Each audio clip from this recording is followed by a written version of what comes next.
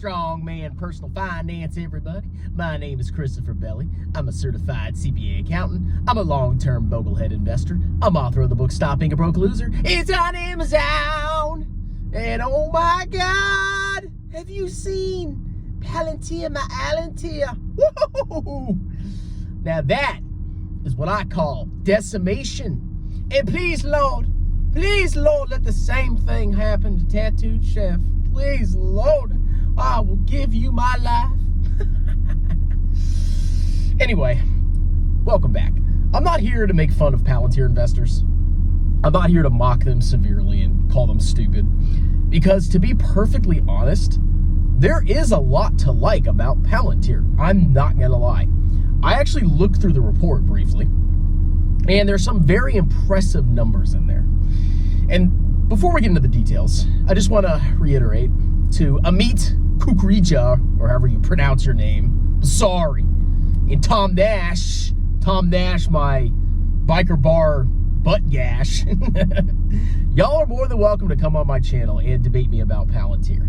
But I can definitely see your side of the story. And I'm not going to brutally attack you because the stock went down. I don't care if stock prices go down in the short term. That's not what concerns me. What concerns me is the fundamentals of the stocks. That's what freaking matters, ladies and gentlemen. Anyway, let's dive a little bit into Palantir's earnings. So I briefly read the report, and of course they are still unprofitable. Now, when you go look at Robinhood or their earnings report, they'll show you earnings per share on an adjusted basis.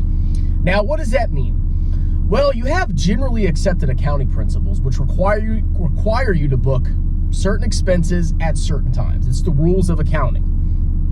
Now, what companies will do is they'll have adjustments to generally accepted accounting principles. You got the rules on the left, and you got the basically whatever you want on the right. So when you see those earnings, those are adjusted earnings. The company is still unprofitable.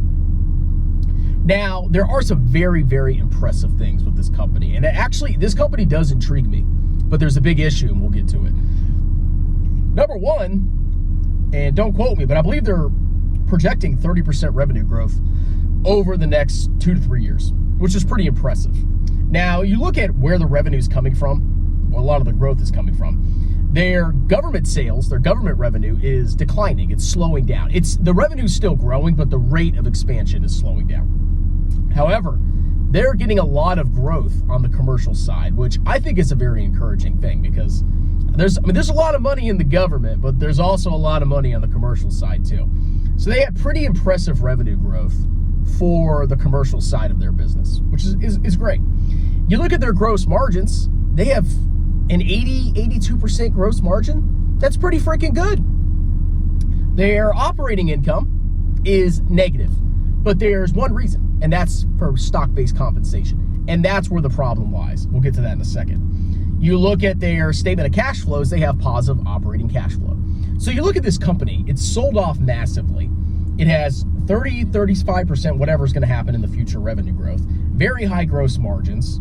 When you adjust their operating income, you add back stock-based compensation, it's pretty impressively profitable. And you look at their statement of cash flows, they have positive operating cash flow. But therein lies the problem, ladies and gentlemen. This is why I will not buy this company at this time. But it's very, very intriguing. I will give the bulls that. The stock-based compensation is wrecking this freaking company's investability. I don't know what's going on in the company where they have to give out so much stock-based compensation. And it's especially surprising to me as the stock just keeps going down and down and down, and the company's paying their employees, or at least partially paying their employees, with stock-based compensation. This company needs to stop diluting shareholders so massively with stock-based compensation. Now, if they do that, they're probably going to have to pay their employees higher wages, because right now what they're probably doing is they're obviously paying people a salary, at least I hope they are, and they're also paying them an additional salary bonus with stock-based compensation. Here's some Palantir stock. Good job. You're doing a great job. But the dilution is so insane that they're issuing more shares. They're diluting the shareholders faster than their revenue is growing by leaps and bounds. Now, I can't wait till they actually publish their 10Q, their quarterly report, because we can dig into it a little bit more and see how bad the dilution is. But if you look at Palantir from a shareholder basis, you're not experiencing revenue growth. You're experiencing revenue declines from your perspective, because they dilute and they dilute and they dilute and they issue more and more and more shares. Something needs to be freaking done. And you look at this company, 80% gross margins. I mean, they have got to find a freaking way. There's got to be a way where they could fix that. But obviously, I don't work at that company. I don't understand it to that great of a detail. But that is my number one issue. Everything else is extremely impressive with this company. And I want to buy it. I really want to buy Palantir because there's a lot going for it. I don't understand exactly what they do, but they provide software solutions, data analytics, stuff like that. But I can't tell you exactly what they do. But looking at the financials, it's very impressive. And looking at the moat of the company, I think they have a pretty solid moat. I mean, maybe I'm totally freaking wrong on that, but I don't spend all my entire life researching Palantir. I got other things to do, like maxing my tax advantage accounts. So overall, I was pretty impressed with some metrics of Palantir's earnings.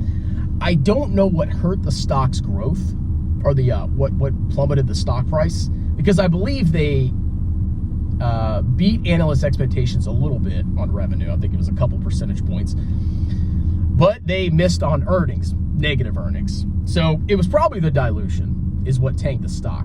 And you got to factor that in. That's huge. That's massive. If you don't experience revenue growth, why are you buying a growing company if you're not experiencing revenue growth? You buy a company and then, you expect the certain amount of future earnings and revenue, and then you get cut in freaking half over and over and over again by dilution. So that's my issue with Palantir. If this company keeps dropping and dropping and dropping, it might not be a bad speculative play, but you need to understand you're going to get diluted to here and back. So that's my thoughts on Palantir. I want to, I'm not even joking, I want to buy this stock, but I'm not going to, not yet. But at some point in the future, if they can fix this freaking dilution problem, this company could be a freaking beast. I mean, holy crap, the margins, the revenue growth, holy crap. I can see it. I can totally see it. Anyway, so Amit, Kukreja, and Tom Nash, my biker bar gash, let's debate. I want it. I'll do some more research. 2 versus 1. Or maybe I'll have somebody on my side too, if that's cool with you guys, and we'll freaking do it. So send me a message, email me, and we'll have a wonderful discussion, okay? Talk to you later. Cheers!